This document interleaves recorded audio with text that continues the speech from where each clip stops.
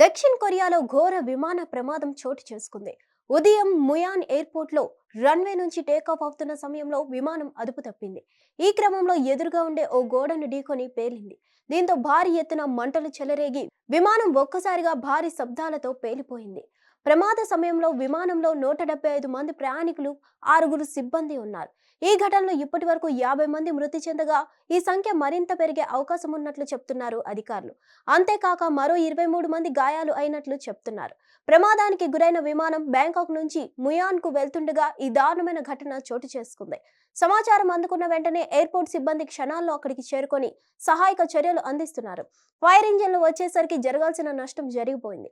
అయితే అక్కడి కాలమానం ప్రకారం ఉదయం 9 గంటల సమయంలో ఈ ఘటన చోటు చేసుకుంది. విమానం ల్యాండింగ్ గేర్ పై పక్షి పడిందని, దాని కారణంగా ఘటన చోటు చేసుకున్నట్లు దక్షిణ కొరియా స్థానిక వార్తా సంస్థలు చెప్తున్నాయి. కాకపోతే ఫుటేజ్ లో మాత్రం టేకాఫ్ కాకుండా ల్యాండింగ్ చేయడానికి ప్రయత్నిస్తున్నట్లు కనిపిస్తోంది.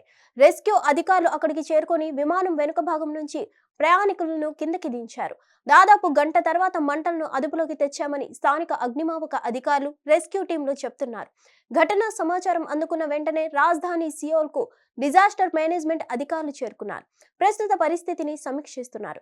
అటు దర్యాప్తు బృందాలు రంగంలోకి దిగి విచారణ చేస్తున్నారు. హిట్ టీవీ యాప్ ని డౌన్లోడ్ చేసుకోండి. ఇందులో short news, live news, entertainment movies అన్ని అవైలబుల్ గా ఉన్నాయి. Please download Hit TV app. Hit TV app. Hit TV యాప్ని ఫ్రీగా డౌన్లోడ్ చేసుకోండి.